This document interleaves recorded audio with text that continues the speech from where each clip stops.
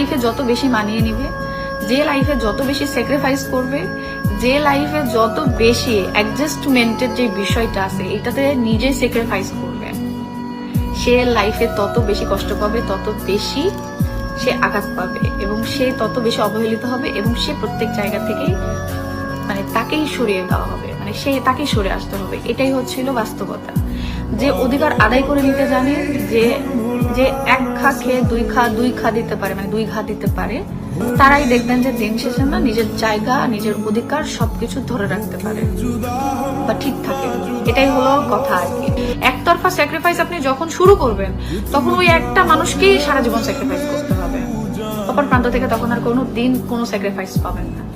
যারা দেখবেন দুইজন মিলে স্যাক্রিফাইস করে, স্যাক্রিফাইসটাকে আসলে ভুলে যাওয়া তো, তাই না?